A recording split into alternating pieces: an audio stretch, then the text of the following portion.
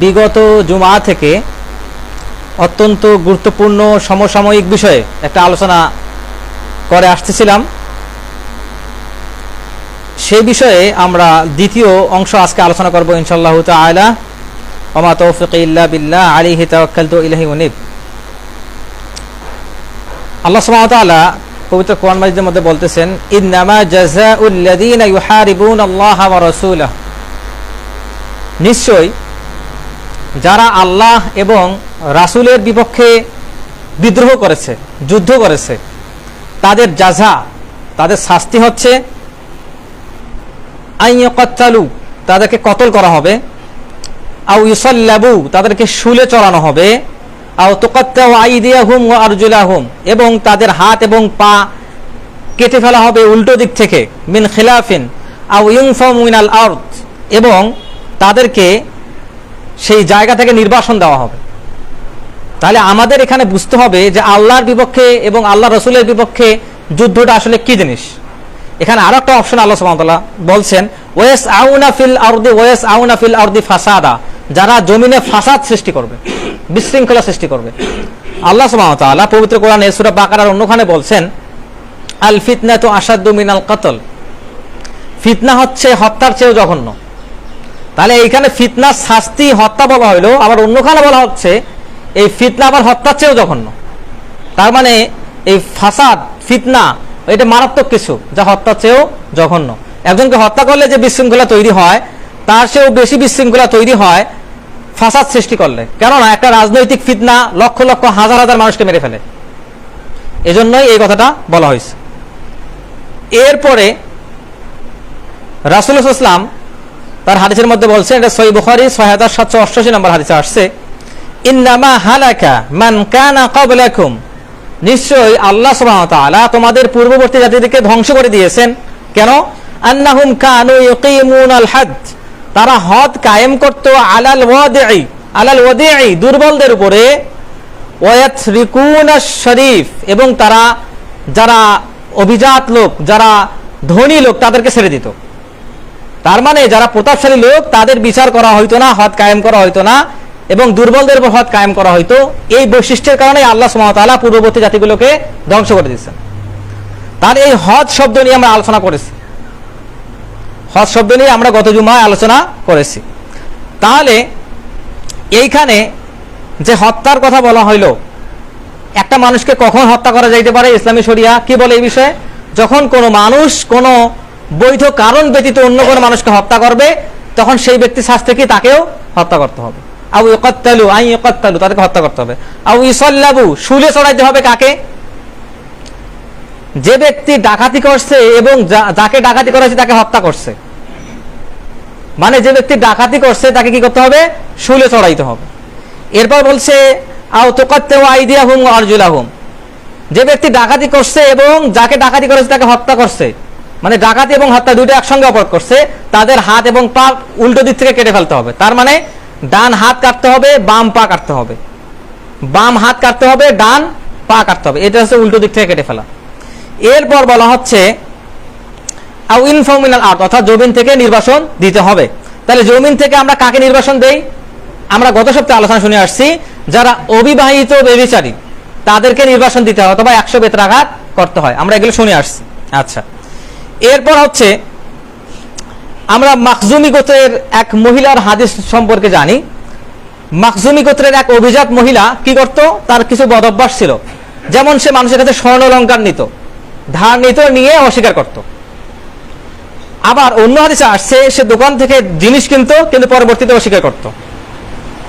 তখন সে একটা সম্ভ্রান্ত বংশের মহিলা, সে যখন এই কাজটা করে, তখন এই মহিলার বিপক্ষে সাহাবীরা রাসূলুল্লাহ সাল্লাল্লাহু আলাইহি ওয়াসাল্লামকে যে বিচার দিবেন, সেই বিচার দিতে ভয় পাচ্ছেন।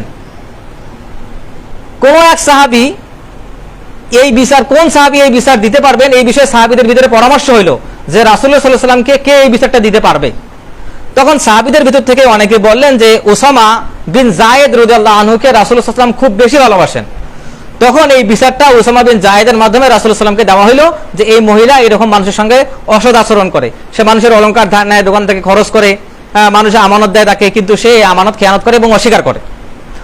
তখন রাসূলুল্লাহ সাল্লাল্লাহু আলাইহি ওয়াসাল্লামকে যখন এই বিচারটা দেওয়া হলো, তখন রাসূলুল্লাহ সাল্লাল্লাহু আলাইহি ওয়াসাল্লাম বললেন, এই আমি কিছুক্ষণ পূর্বে যে হাদিসটা পড়লাম যেখানে বলা হচ্ছে যে পূর্ববর্তী জাতিগুলো ধ্বংস হয়ে গেছে এই কারণে যে তারা অভিজাত বংশের মানুষদেরকে হদ কায়েম করতো না, শাস্তি দিত না, বরং দুর্বল লোকদেরকে শাস্তি দিত, এই কারণে ধ্বংস হয়ে গেছে।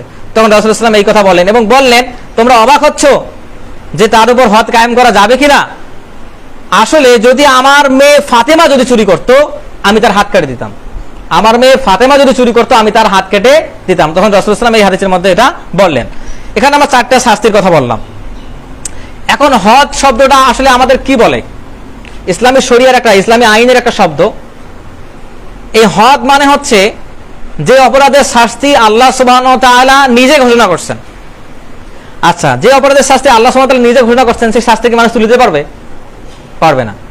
তার মানে আল্লাহ সুবহানাহু ওয়া তাআলা এখানে 4টা শাস্তির কথা বললেন। এই 4 শাস্তি কোন কোন ক্ষেত্রে দিতে হবে আমি সেটা আলোচনা করলাম। এরপর আমি যে হাদিসটা পাঠ করলাম, এখানে আমি যে কোরআনে আয়াতটা তেলাওয়াত করছি, এখানে 4টা শাস্তির কথা যেখানে বলা হয়েছে, এই আয়াতের শানি নুজুল কি সেটা একটু আপনাদের সামনে বলি। উরাইনা এবং উকল গোত্রের কিছু লোক তারা রাসূলুল্লাহ সাল্লাল্লাহু আলাইহি ওয়াসাল্লামের কাছে মদিনায় আসলেন। আসার পর তারা ইসলাম গ্রহণ করলেন, কিন্তু মদিনার আবহাওয়া তাদের সহ্য হচ্ছিল না। তখন যখন তাদের মদিনার আবহাওয়া সহ্য হচ্ছিল না, এই সকল লোকদেরকে রাসূলুল্লাহ সাল্লাল্লাহু আলাইহি ওয়াসাল্লাম বললেন যে মদিনা থেকে একটু বাইরে উটের খামার আছে, ওখানে গিয়ে তোমরা উটের প্রস্রাব পান করবা, উটের প্রস্রাব পান করতে বললেন তাদেরকে। এবং তার ফলে উটের প্রস্রাব পান করার ফলে তাদের যে অসুস্থতা ছিল এটা কেটে গেল এবং তারা নাদুস নুদুস হয়ে গেল, তাদের চেহারা ফিরে আসলো, ভালো হয়ে গেল। এরপর যখন তাদের চেহারা ভালো হয়ে গেল, তারা চারপাশে দেখলো অনেকগুলো উট, রাখাল মাত্র একজন। তখন তারা রাখালকে হত্যা করলো।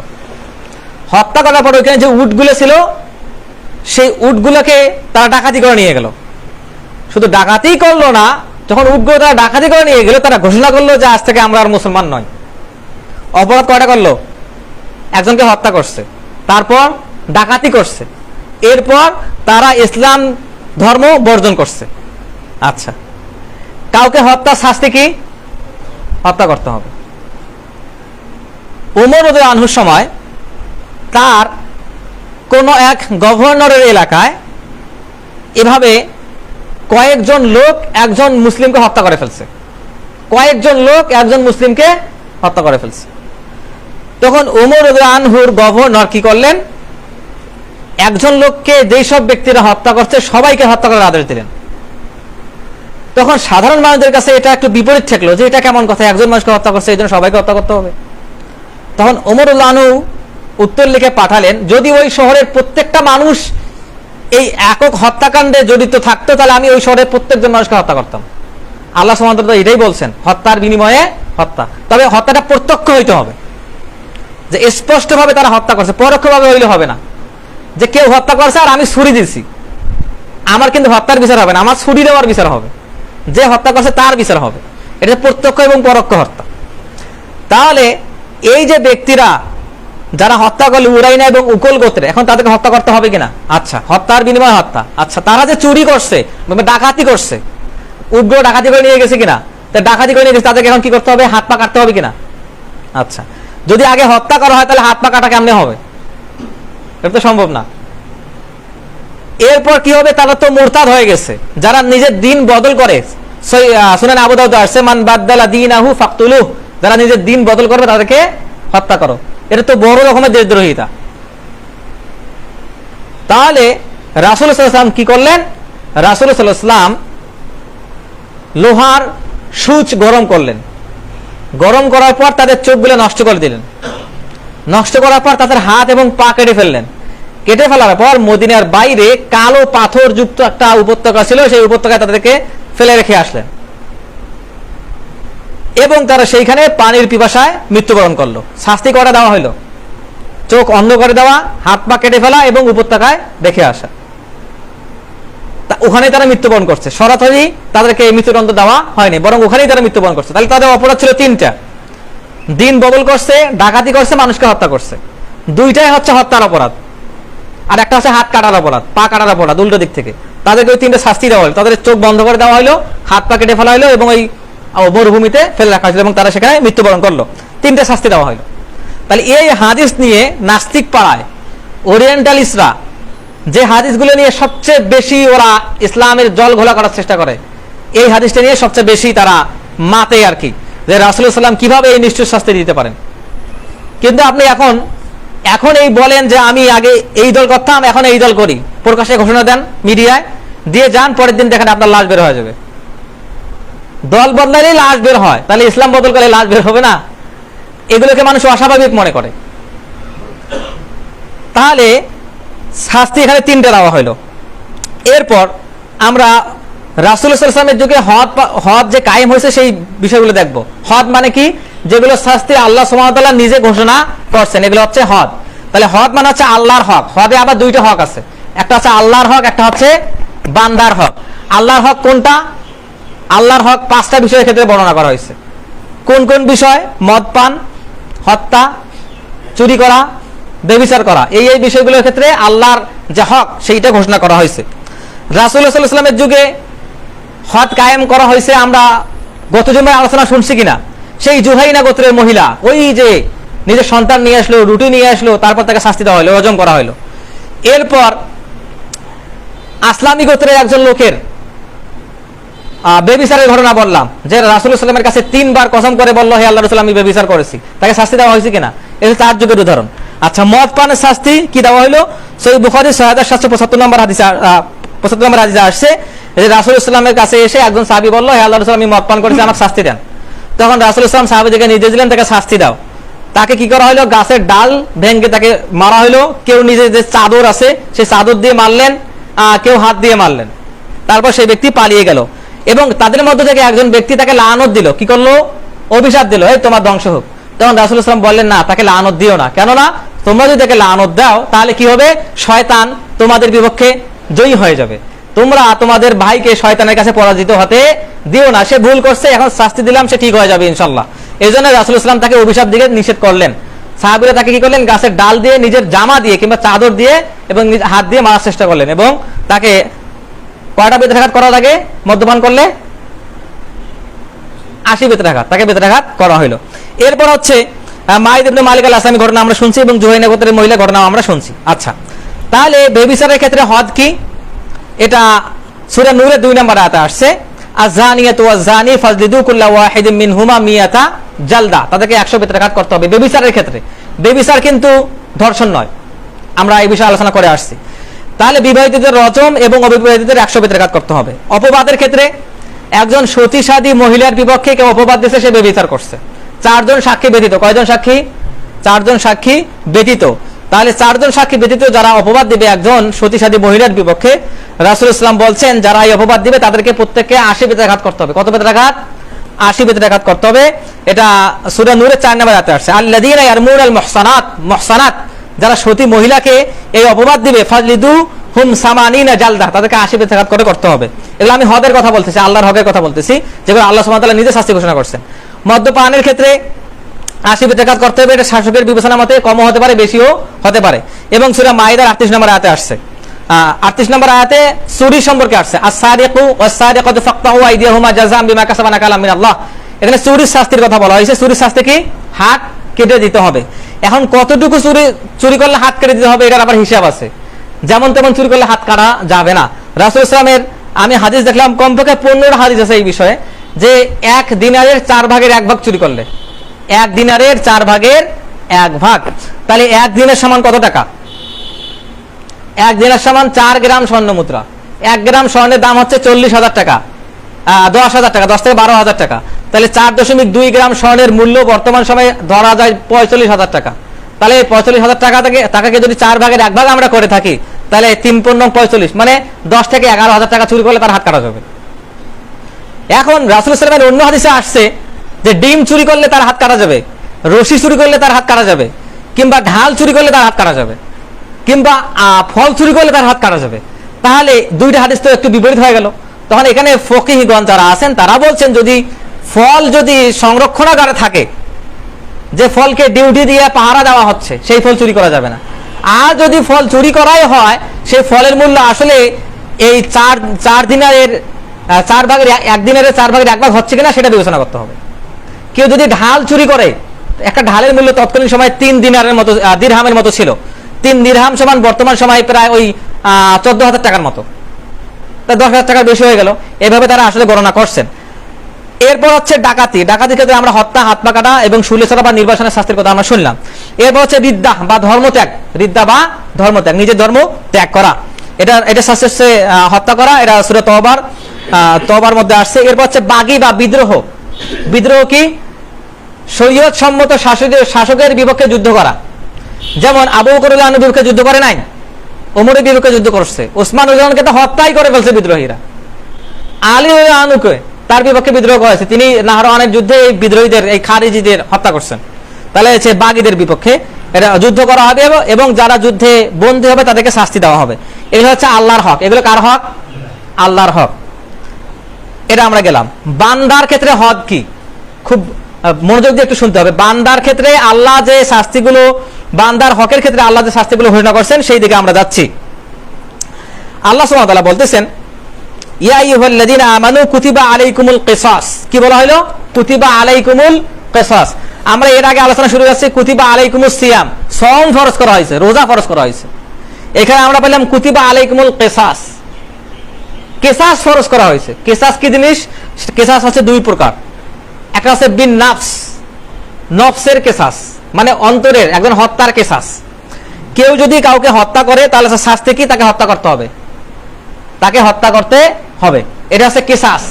একজন মানুষের বিপক্ষে আল্লাহর দেওয়া শাস্তি ঘোষণা করা হইলো যে হত্যা করছে, এটা হচ্ছে কিসাস।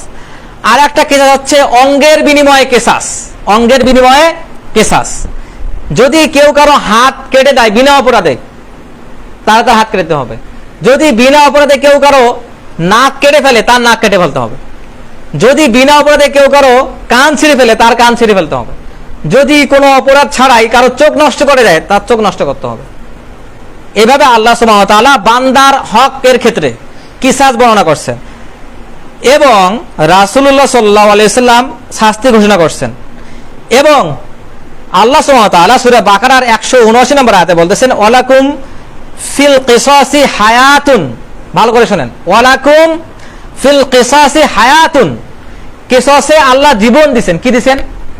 জীবন। এটার ব্যাখ্যা কি? মনে করেন কেউ কারো হাত কেটে ফেলছে অপরাধ ছাড়াই, তাহলে যখন যে ব্যক্তি হাত কেটে ফেলছে তার যদি হাত কেটে ফেলা হয়, তো সমাজে কি হাত কাটা বাড়বে নাকি কমবে? কমে যাবে। তার মানে কেউ চাইলেও সহজে আর হাত কাটতে চাইবে না, তার মানে জীবন বাঁচলো কিনা। এই জন্য আল্লাহ সুবহানাহু ওয়া তাআলা বলতেছেন, ওয়ালাকুম ফিল কিসাসি হায়াতুন। এখানে মানুষের জীবন দান করা হয়েছে। কেউ কাউকে হত্যা করে ফেললো বৈধ কারণ ছাড়া, তাকে হত্যা করা হবে। যখন এভাবে হদ কায়েম করা হবে, কিসাস কায়েম করা হবে, তখন কি সমাজে হত্যা বাড়বে নাকি কমবে? কমে যাবে। তার মানে মানুষের জীবন রক্ষা হচ্ছে কিনা। এই জন্য আল্লাহ সুবহানাহু ওয়া তাআলা বলতেছে, ওয়ালাকুম ফিল কিসাসি হায়াতুন ইয়া উলিল আলবাব।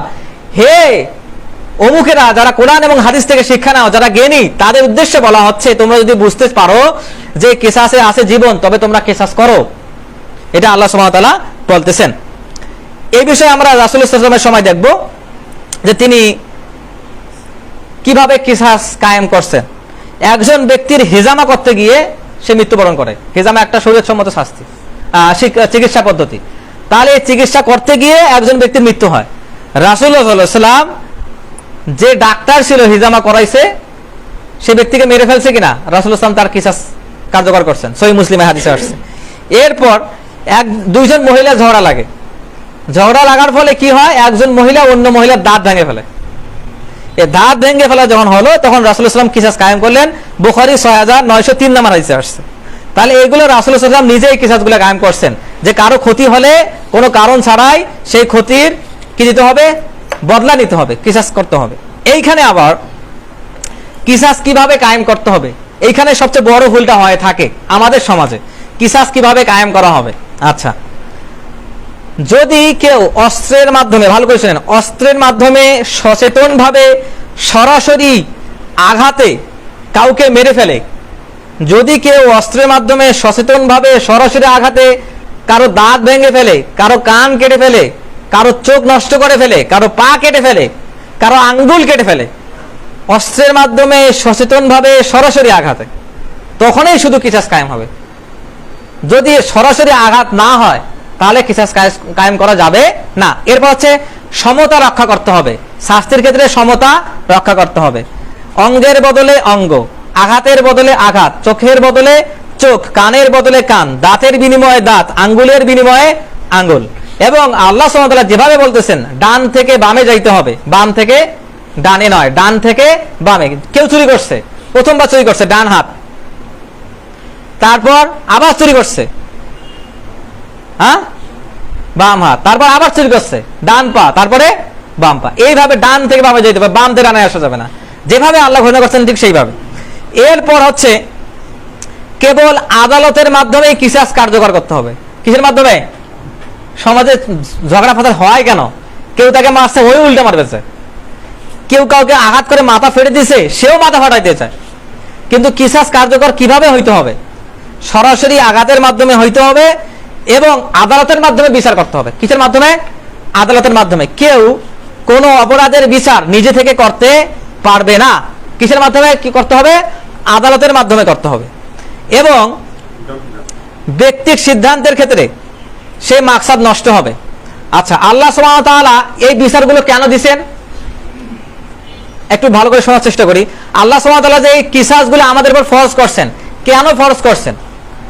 সমাজকে সহিংস করার জন্য নাকি সমাজকে সুশৃঙ্খল করার জন্য? কিসের জন্য? সমাজকে সুশৃঙ্খল করার জন্য। তাহলে যদি আমাকে কেউ আঘাত করে এবং আমিও তাকে আঘাত করতে যাই, তাহলে কি ফিতনা ফাসাদ বাড়বে নাকি কমবে? বাড়বে না। তার মানে এটা যদি আদালতের মাধ্যমে হয়ে থাকে, কিসাসটা যদি আদালতের মাধ্যমে কায়েম হয়ে থাকে, তাহলে কি হবে? অপরাধ বাড়বে নাকি কমবে? অপরাধ কমে যাবে। কিন্তু নিজেই যদি আমরা সহিংস হওয়ার চেষ্টা করি, তাহলে কি হবে? অপরাধ বাড়বে নাকি কমবে? সমাজে বিশৃঙ্খলাগুলো বাড়তেই থাকবে। এই হচ্ছে ব্যাপার। এরপর হচ্ছে কেউ একটা অভিযোগ দিছে, অভিযোগ দেওয়া মাত্রই কি তার বিচার করতে হবে? না, অভিযোগ দেওয়া মাত্রই তার বিচার করা যাবে না। বরং কি করতে হবে? যথেষ্ট সাক্ষ্য দিতে হবে, সাক্ষ্য নিয়ে আসতে হবে এবং প্রমাণের ভিত্তিতে তার উপর কিসাস প্রয়োগ করা হবে।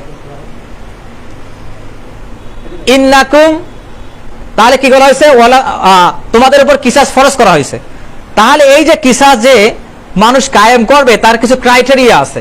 এই ক্রাইটেরিয়াগুলো, এই পদ্ধতিগুলো অনুসরণ না করেই যদি কিসাস বা বদলা নেওয়ার চেষ্টা করা হয়, তাহলে সমাজ সহিংস হয়ে যাবে, সমাজের সুখ শান্তি শৃঙ্খলা নষ্ট হয়ে যাবে।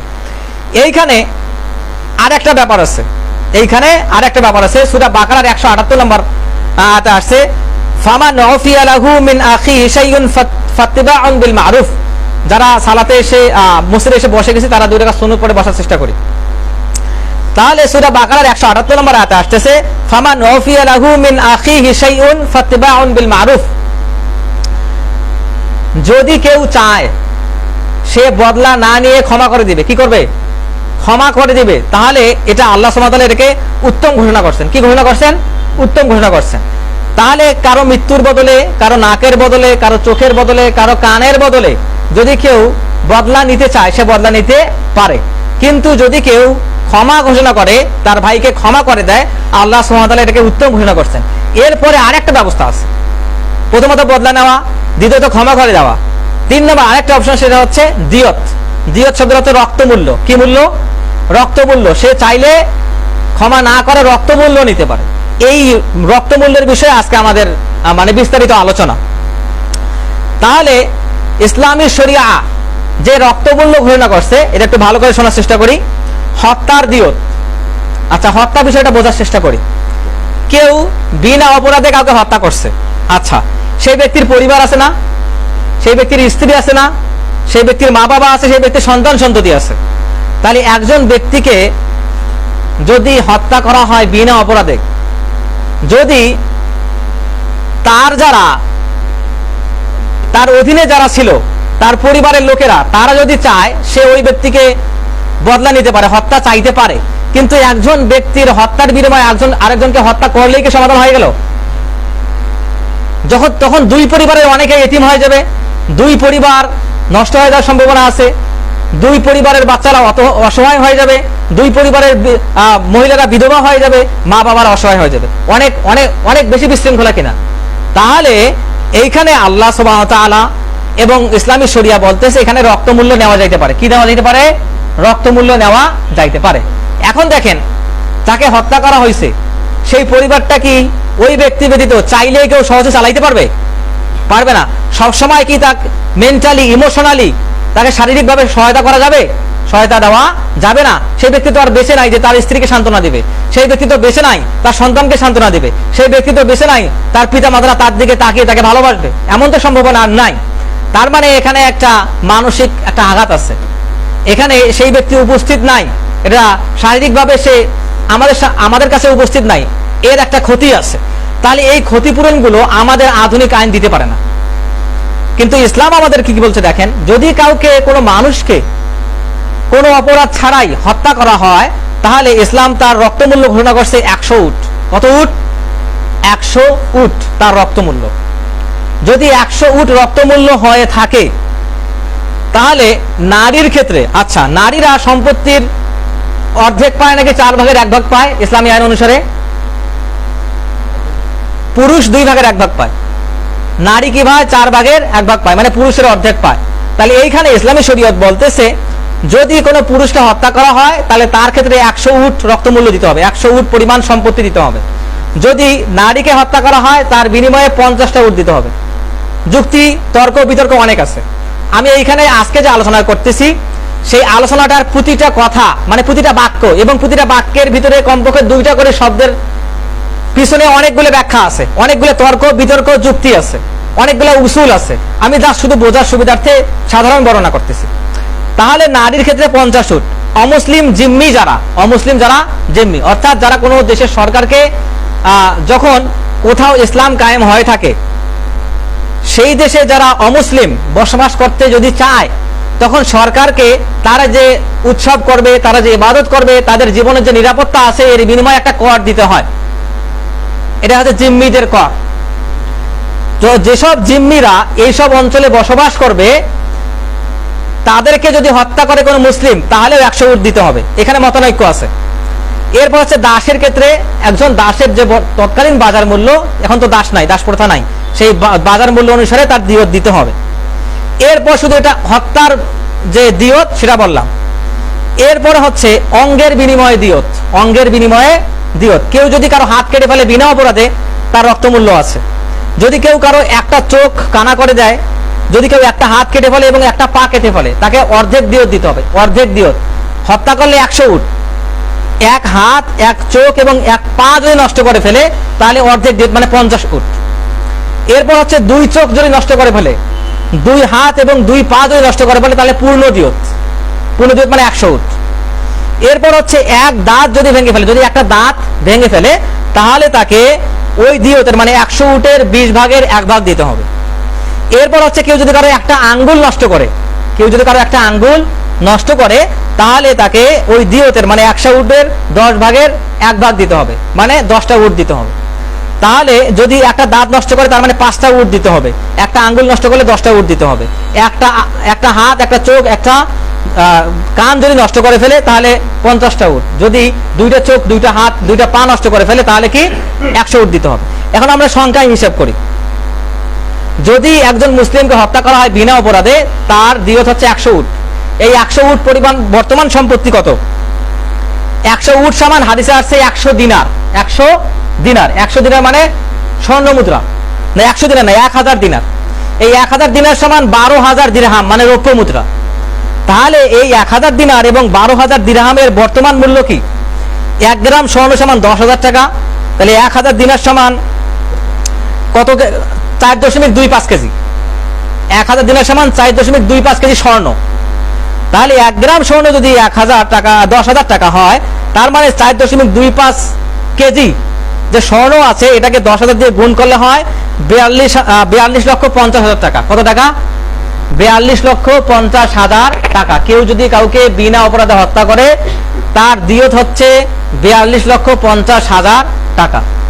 আমাদের সমাজে কত টাকা দিতে হয়?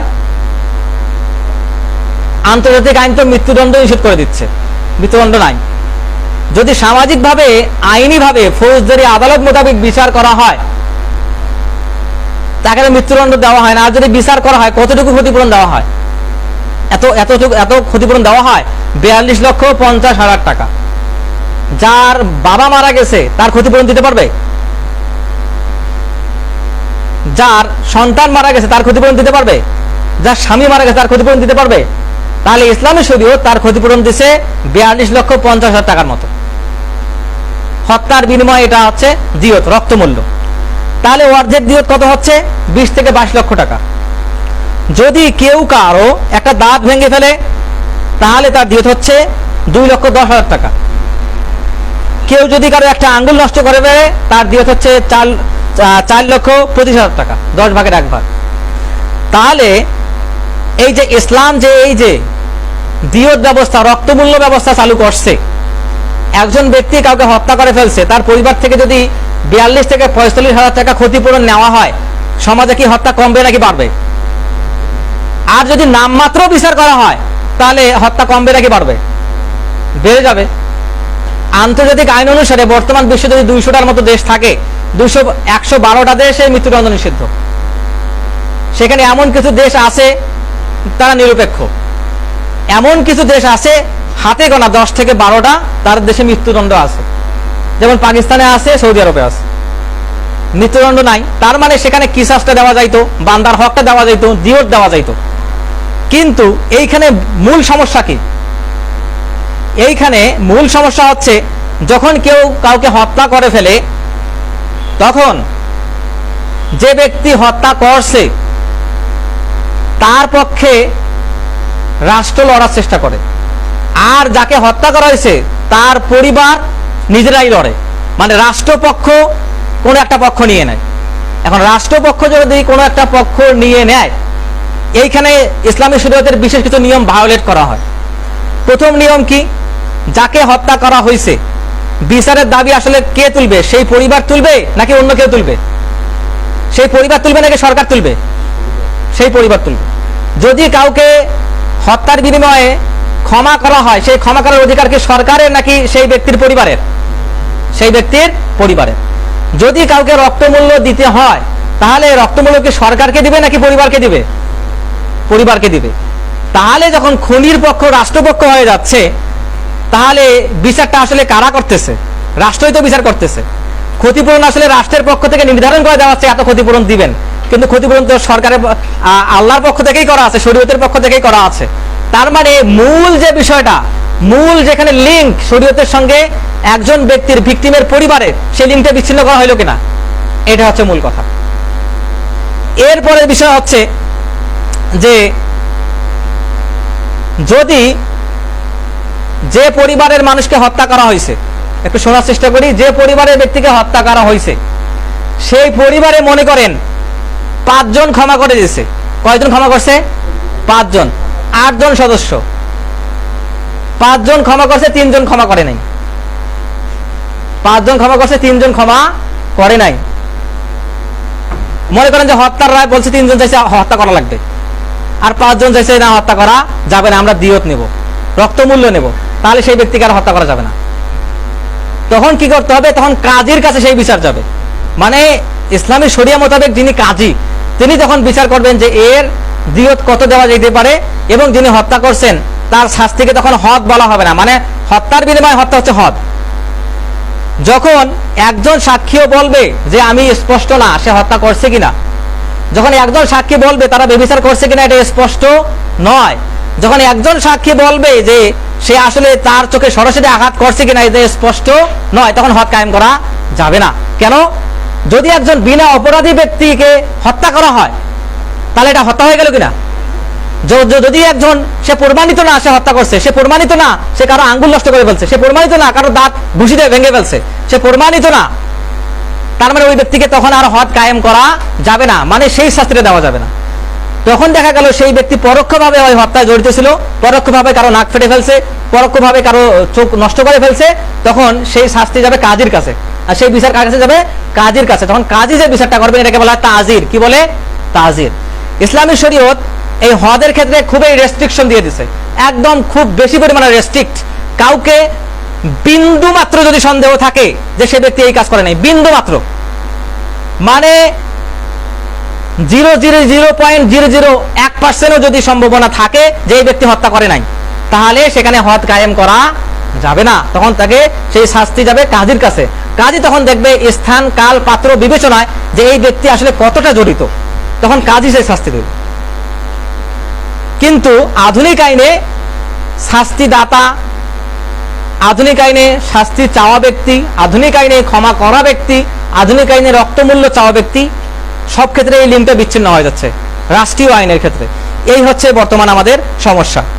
এরপর কথা হচ্ছে, যদি তাজির করা হয়, যদি কাজী সাহেব শাস্তি দিয়ে থাকেন, তাহলে এগুলোর ফলে কি সমাজে বিশৃঙ্খলা বাড়বে নাকি কমবে? যদি শাস্তি দেওয়া হয় বিশৃঙ্খলা কমে যাবে। কেউ চাইলেই হত্যা করতে চাইবে না, কেউ চাইলেই কাউকে আঘাত দিতে চাইবে না, কেউ চাইলে কারো হাত নষ্ট করতে পারবে না। এইখানে আরেকটা মজার বিষয় হচ্ছে, রাসূলুল্লাহ সাল্লাল্লাহু আলাইহি ওয়াসাল্লাম আঘাতের ক্ষেত্রেও কিসাস দিয়েছেন, আঘাতের ক্ষেত্রেও কিসাস দিয়েছেন। কেউ যদি কাউকে ঘুষি দিয়ে হাড্ডি ভেঙে ফেলে, কি ভেঙে ফেলে, এবং দৃশ্যমান যদি হয় যে সেই ব্যক্তির হাড্ডি ভেঙে গেছে, এক্সরে করে যদি দেখা যায় সেই ব্যক্তির হাড্ডি স্থানান্তরিত হয়ে গেছে, হ্যাঁ, ডিসলোকেটেড হয়ে গেছে, তখন কি করতে হবে? সে যে হাড় ভেঙে ফেলছে, সেই হাড় ভেঙে ফেলার বিনিময়ে তাকে শাস্তি দিতে হবে। এই হচ্ছে ব্যাপার। তাহলে আঘাতের বিনিময়ে যদি হাড় ভাঙে তাহলে তার দিয়ত কতটুকু? যদি কেউ কারো হাড় ভেঙে দেয় তাহলে 5টা উট দিয়ত। কয়টা উট? 5টা উট। 5টা উট সমান সমান হচ্ছে 2,10,000 টাকা। আলহামদুলিল্লাহ, এটা তার হাড় মেরামত করার ক্ষেত্রে যথেষ্ট। যদিও তার কষ্টের বিনিময়ে দেওয়া যাবে না, কিন্তু তার হাড় মেরামত করার ক্ষেত্রে যথেষ্ট। কিন্তু এই নিয়মগুলি কি আমাদের সমাজে আছে? কেন নাই? আমরা শরীয়ত চাই না। আমরা শরীয়ত চাই না জন্যই এগুলো সমাজে প্রয়োগ করা যায় না, সমাজটা সুন্দর হয় না। এখন বিষয়টা হচ্ছে, সমস্যাটা আসলে কোথায়? সমস্যা খুঁজে বের করতে হবে এবং সেইখানে সমাধান করার চেষ্টা করতে হবে। সমস্যাটা হচ্ছে, আধুনিক আইন আসলো কোথা থেকে? আধুনিক আইন আসছে ক্যানন ল থেকে, অর্থাৎ বাইবেল, স্ক্রিপচার কিংবা তালমুদ নামে যে গ্রন্থগুলো আছে ইহুদি খ্রিস্টানদের, সেগুলো থেকে, ক্যানন ল থেকে এগুলো আসছে, আধুনিক নিয়মের কিছু নিয়ম। আর কিছু নিয়ম আসছে ব্রিটিশ আইন থেকে। বিশ্বের একটা দেশেই আছে ব্রিটেন, যেখানে কোনো লিখিত সংবিধান নাই। বিশ্বের একমাত্র দেশ ব্রিটেন, যেখানে লিখিত সংবিধান নাই। ওদের সংবিধান কি? নর্মস, কৃষ্টি, কালচার। ওদের সংবিধান হচ্ছে লর্ড সভা। ওদের দুইটা সভা কিন্তু, উচ্চকক্ষ নিম্নকক্ষ। লর্ড সভা আছে, আবার সাধারণ কমন্স আছে। লর্ড সভায় একটা, আবার কমন সভায় আর একটা। এই আইনগুলো থেকে আধুনিক আইন আসছে। আচ্ছা, ব্রিটেন কি আমাদের দেশকে শাসন করে নাই? ভারত উপমহাদেশ প্রায় 200 বছর। এই ব্রিটিশরা যেখানেই গেছে, আমরা ভাস্কো দা গামার নাম জানি, তারা আসছে, কালিকট বন্দরে আগুন লাগাই দিয়ে চুরি ডাকাতি করে ওখানে বিজনেস সেন্টার দখল করে নিচ্ছে। ব্রিটেনরা আসছে, তারা আমাদের পাট শিল্প নষ্ট করে ফেলছে, তারা আমাদের চামড়া শিল্প নষ্ট করে ফেলছে, সব নষ্ট করে নিজেরাই এই দেশে নীল আবাদ করছে, আবাদ করে বিদেশে নিয়ে গেছে, বাণিজ্য করছে। নিজেদের সমৃদ্ধির জন্য তারা ব্রেন ড্রেন তো করছে, ব্রেন ড্রেন, মাথা তো নষ্ট করেই ফেলছে আমাদের। তারা সম্পদ পাচারের ক্ষেত্রেও ড্রেন তৈরি করছে। তাদের সেক্রেটারি ফর কলোনি স্কিম বা WW হান্টার, উইলিয়াম হান্টার একটা বই আছে, ইন্ডিয়ান মুসলমান। এই বই পড়লে আপনারা বুঝবেন, ওখানে কোট করা আছে। তারা তাদের কমন সবাই গিয়ে বক্তব্য দিচ্ছে যে আমরা ভারত মহাদেশ থেকে একটু ডাকাতি বেশি করে ফেলছি। এই 200 বছরে দুর্ভিক্ষ হচ্ছে 17টারও বেশি। 76 মনন্তত্ব সবার কাছে পরিচিত। তাহলে এরা এই যে তারা দাড়ি ট্যাক্স নিছে, তা মুসলিম নাম রাখবে তার ট্যাক্স নিছে জমিদার আমল থেকে। মুসলিম মহিলারা, আদিবাসী মহিলারা, নিম্ন শ্রেণীর হিন্দুরা, তারা শরীরের উপরের অংশে পোশাক পরবে তার ট্যাক্স নিছে। মুসলিম নাম রাখলে তাদের ট্যাক্স নেওয়া হয়েছে। মানে ট্যাক্স নিতে নিতে মানুষদেরকে শেষ করে ফেলা হয়েছে। এই জন্য এতগুলো দুর্ভিক্ষ হয়েছে। যারা নিজেদেরকে আর্য মনে করে, যারা নিজেদেরকে সাদা চামড়ার মানুষ মনে করে, হোয়াইট সুপ্রিমেসিতে বিশ্বাসী, তারা পৃথিবীর মানুষকে সভ্য করার জন্য পুরো বিশ্ব সসে বেড়াইছে। কিন্তু আসলে কি সভ্য করছে নাকি ডাকাতি করছে? ডাকাতি করছে। তাদের দেশে পাশ করে কত মার্কে? 67 মার্কে। বাঙালিরা, পুরো বিশ্বের কালো মানুষেরা, মহিলারা হচ্ছে ব্রিটিশদের অর্ধেক। ওরা মনে করে ওরা হোয়াইট সুপ্রিমেসিতে ভোগে। ওরা বললো বাঙালিরা কত মার্কে পাশ করবে? ওরা বললো বাঙালিরা তো আমাদের অর্ধেক, এরা ভাত খায়, বুদ্ধি কম, এরা আমাদের অর্ধেকে পাশ করবে। 33.5 মার্ক পাইলে পাশ করা যায়। পরে 33.5 কে 5 বাদ দিয়ে 33 মার্ক করা হলো, আমরা সেই 33 মার্কে পাশ করি। এটা ইতিহাস না? তারা আমাদেরকে তাদের অর্ধেক মনে করে, হোয়াইট সুপ্রিমেসিতে ভোগে। এই জন্য ইতিহাস দিয়ে গেছে। আমরা সেই আইন অনুসরণ করে, সেই শিক্ষা পদ্ধতিতে, সেই ল পরে এখন মানুষ হচ্ছে। ব্রিটিশরা যেখানেই গেছে তাদের বললে খারাপ লাগে, কয়েকটা জিনিসের দরকার হয়। ওরা নিয়মিত গোসল করে না। ওদের যে জিনিসগুলো খুব বেশি দরকার, একটা হচ্ছে প্রস্টিটিউশন, বেশ্যালয়, একটা হচ্ছে মদের বার, এটা দরকার হয়। ওরা যেখানেই গেছে মদের বার তৈরি করা লাগবে, প্রস্টিটিউশন তৈরি করা লাগবে। এই জন্য রবীন্দ্রনাথের দাদা 43টা বেশ্যালয় ছিল, প্রস্টিটিউশন ছিল। এগুলো ইতিহাস, ইন্টারনেট সার্চ করবেন, পড়বেন। তো তারা যে আমাদেরকে আইনগুলো দিয়ে গেছে, তারা আমাদের ওয়াক সিস্টেমকে নষ্ট করে ফেলছে। ওয়াক সিস্টেম এমন একটা সিস্টেম, নির্বাচন প্রক্রিয়া তো আমাদেরও ছিল, সাহাবীরা নির্বাচন করছেন, হ্যাঁ, শরিয়াতের ভিতরে নির্বাচন করছেন, খেলাফত নির্বাচন করছেন, খলিফা নির্বাচন করছেন, ওদেরও আছে গণতন্ত্র, এখন আছে, আমাদের খলিফা, এদের গণতন্ত্র, ঠিক আছে, বুঝলাম। আমাদের শুধুমাত্র একটা সিস্টেম ছিল যেটা কোন সিস্টেমের ভিতরে ছিল না, সেটা হচ্ছে ওয়াক সিস্টেম। ওরা যখন, ব্রিটিশরা যখন পুরো বিশ্বে শাসন কার্য চালানোর জন্য গেল, নিজেদেরকে হোয়াইট সুপ্রিমেসিতে ভোগে ওরা, যে এদেরকে সভ্য করতে হবে, আফ্রিকায় গেল, মধ্যপ্রাচ্যে গেল, ভারত মহাদেশে আসলো, ওরা গিয়ে দেখলো লাখেরাজ সম্পত্তি, মানে যে সম্পত্তিতে কোনো ট্যাক্স নেওয়া হয় না, একটা মাদ্রাসার অধীনে কয়েক হাজার বিঘা সম্পত্তি, কয়েক হাজার বিঘা সম্পত্তি। হাজী মোহাম্মদ মুসলিমের নাম শুনে নেই আমরা, হ্যাঁ, হাজী দানেশের নাম শুনে নেই, সলিমুল্লাহ খানের নাম শুনে নেই। ঢাকা বিশ্ববিদ্যালয়ের জমি কে দিছে? নবাব সলিমুল্লাহ তো দিছে। তা এরা হাজার হাজার বিঘা সম্পত্তি মাদ্রাসার নামে দিয়ে গেছে। ওরা তো মাদ্রাসা ছিল ঢাকা বিশ্ববিদ্যালয়, কেমব্রিজ তো ওই স্পেন থেকে শিক্ষা নিয়ে আসি, তো কেমব্রিজ করা হলো, তাহলে এগুলো মাদ্রাসা ছিল, হাজার হাজার বিঘা সম্পত্তি মাদ্রাসার অধীনে, ওইখানে আবাদ হয়, ওইখানে সবকিছু দিয়ে মাদ্রাসার শিক্ষার্থীরা চলে, শিক্ষকদের বেতন দেওয়া হয়, শিক্ষকদের বেতন নিয়ে কোনো টেনশন ছিল না। একটা অফ সিস্টেমে জমি থাকবে, সেই জমি আবাদ করবে শিক্ষকরা, বাচ্চা কাচ্চারা ওখানে কৃষি কাজ করবে, ওরা সুঠাম দেহে নিয়ে ঘরে উঠবে, ওই অফ সিস্টেমের জমি থেকে তারা খাবে, কোনো ব্যক্তির কাছ থেকে, কোনো সরকারের কাছ থেকে তাদেরকে টাকা নিতে হবে না, একটা মাদ্রাসা চলবে তাদের গতিতে, স্বায়ত্তশাসিত মাদ্রাসা। তখন না তাদের পা শক্তিশালী হবে, তখন না তারা ইসলামী শরীয়তের কথা বলবে, তখন না সমাজ শৃঙ্খল হবে, তখন না একজন ইমামের কাছে মানুষ যাবে সিদ্ধান্ত নেওয়ার জন্য। আমরা সব ক্ষমতা দিছি, ওই যে 10 টাকা খাইছে হোটেলে ঢুকে ভোট দেওয়া লাগবে, নেন, শান্তি, সমাজ শৃঙ্খলা সবই আপনাদের দিয়ে দিছে, এই হচ্ছে ব্যবস্থা। তাহলে এরা যখন আসছে, এই যে সাদা চামড়ার দালালেরা, এরা আমাদের সমস্ত আইনগুলোকে নষ্ট করে দিচ্ছে, সমস্ত আইনগুলোকে, যেগুলো আমাদের ইনসানিয়াতের ক্ষেত্রে যথেষ্ট ছিল, যেগুলো আমাদের মানবিকতার ক্ষেত্রে যথেষ্ট ছিল, যেগুলো হিউম্যানিটি টিকে রাখার জন্য যথেষ্ট ছিল, সেই আইনগুলো নষ্ট করে ফেলা হয়েছে। সেই আইন নিয়ে আমরা আজকে আলোচনা করতেছি, ইসলামী আইন, সেই হদ নিয়ে আমরা আলোচনা করতেছি, সেই দিয়ত নিয়ে, সেই তাজির নিয়ে, সেই কেসাস নিয়ে আমরা আলোচনা করতেছি। অথচ এই পরিভাষাগুলো, ইসলামী আইনের পরিভাষাগুলো আমাদের কাছে পরিচিত না, আমরা জানি না এগুলো। এখন এই ক্ষেত্রে আমরা আসলে কি চাইতে পারি? এই ক্ষেত্রে আমাদেরকে ব্যক্তিগতভাবে লেখাপড়া করতে হবে, নিজেকে শুদ্ধ করতে হবে, নিজের পরিবারে ইসলামী আইনটা কার্যকর করার চেষ্টা করতে হবে। যখন আমি ইসলাম সম্পর্কে জানবো যখন, জেনা ব্যভিচার করবো না, কাউকে আঘাত করব না, এটা তো এমন একটা যুগ, যে যুগ সম্পর্কে রাসূল ইসলাম বলছেন, হে আল্লাহ রসুল, আমি যদি সেই যুগে থাকি যখন নিজের হাতে অঙ্গার রাখার চাইতে ঈমান রাখা কঠিন হয়ে যাবে, তাহলে আমি কি করব? তখন রাসূল ইসলাম বললেন, তুমি কাঠের তরবারি তৈরি করো। কিসের তরবারি? মানে কোনো বিশৃঙ্খলা যাইও না। যদি বিশৃঙ্খলা তোমাকে টেনে হিসড়ে নিয়ে যাইতে চায়, তাহলে তুমি গাছের শিকড়ের মতো ইসলামী আইনের শিকড়গুলো আঁকড়ে ধরে থাকো, কোনো বিশৃঙ্খলা যাবে না। তার মানে আগে কে শুদ্ধ হইতে হবে? নিজেকে শুদ্ধ হইতে হবে, নিজের পরিবার শুদ্ধ হইতে হবে। 10টা পরিবার শুদ্ধ হলে একটা গ্রাম শুদ্ধ হয়ে যাবে, 10টা গ্রাম শুদ্ধ হয়ে গেলে একটা পাড়া মহল্লা শুদ্ধ হয়ে যাবে। সামাজিক আইন তো এভাবে বাস্তবায়ন হবে। আপনারা কারো কাছে কোনো কিছু আশা করতে পারেন না, কেননা আমরা আপনারা নিজেরাই ভালো নই। ইযা জা আজালুহুম লা ইস্তাখিরুনা সাআতান ওয়া লা ইস্তাকদিমুন। সেই জাতির ভাগ্য কখনোই পরিবর্তন হইতে পারে না যে জাতি নিজের ভাগ্য পরিবর্তন করে নাই। আমি আল্লাহর কাছে চাই না আল্লাহ আমাকে দিয়ে দেবে, তো কোনোভাবেই সম্ভব না। তো আমরা যে ইসলামী আইন সম্পর্কে 2 সপ্তাহ ধরে আলোচনা শুনতেছি, আল্লাহ সুবহানাহু ওয়া তাআলা আমাদেরকে ইসলামী আইনের প্রতি দৃঢ়পদ করুন। আল্লাহ সুবহানাহু ওয়া তাআলা আমাদেরকে ইসলামী আইন যে চিরকালের জন্য ফিট, চিরকালের জন্য অ্যাভেলেবল, চিরকালের জন্য শান্তি নিশ্চিত করতে পারে, এই বিশ্বাস আমাদের অন্তরে দৃঢ়মূল করে দিন। আল্লাহ সুবহানাহু ওয়া তাআলা আমাদেরকে ইসলামকে জেনে বুঝে আমাদের জীবনে প্রয়োগ করার তৌফিক দান করুন। আল্লাহ সুবহানাহু ওয়া তাআলা আমাদেরকে বিশুদ্ধ অন্তর নিয়ে কিয়ামতের দিন আল্লাহর সামনে দাঁড়ানোর তৌফিক দান করুন।